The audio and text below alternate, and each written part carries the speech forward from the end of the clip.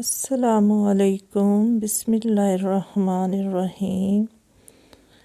ابراہیم اور حق نواز کی سٹوری، آج اس کی 6 ایپیسوڈ ہے۔ جیسا کہ میں نے آپ کو پہلے بتایا تھا کہ اس سٹوری میں ابراہیم کی پچھلی سٹوری میں بیوی فوت ہو گئی تھی، اس کی چھوٹی چھوٹی 4 بیٹیاں رہ گئی تھیں۔ یہ ایک بہت ہی خوبصورت خاندان تھا۔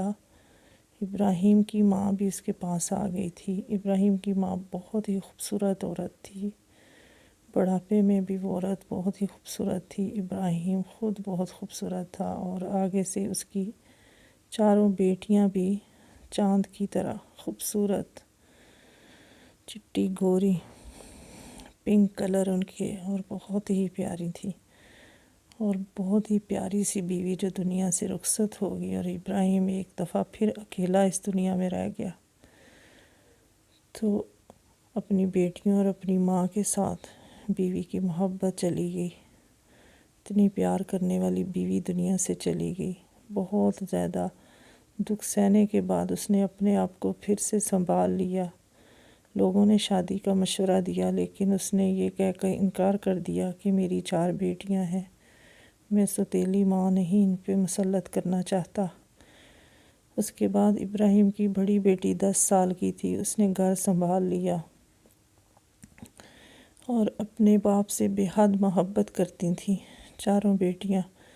باپ دن بھر کھیتوں میں کام کرتا، اس کے لیے کھانا لے کر جاتی، اور ابراہیم بہت سی مشکلیں سہنے کے بعد دل کافی کمزور ہو گیا تھا۔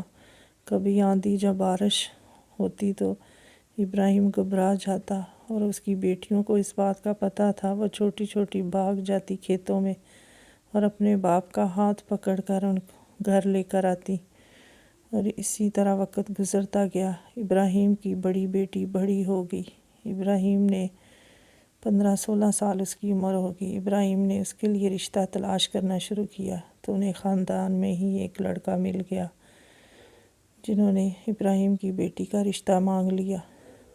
تو ابراہیم بہت خوش تھا، اچھا تھا لڑکا، اور اپنی بیٹی کی شادی کا اس نے فیصلہ کر لیا، اور اس طرح ابراہیم نے اپنی بیٹی سمیرہ کی شادی کر دی، اور گھر کی ذمہ داریاں اس سے چھوٹی بیٹی 12-13 سال کی تھی، اس کا نام حمیرہ تھا، اس نے گھر کی ذمہ داریاں سنبھال لی،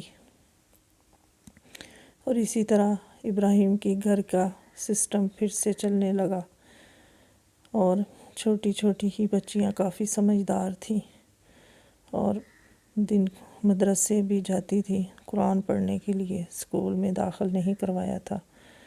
اور اب ابراہیم کی جس بیٹی کی شادی ہوئی تھی اس کے حالات، اور آگے سے ابراہیم اور اس کی بیٹیوں کی یہ سٹوری کافی آگے جانے والی ہے، اور بہت ہی دلچسپ ہے اور سچی سٹوری ہے۔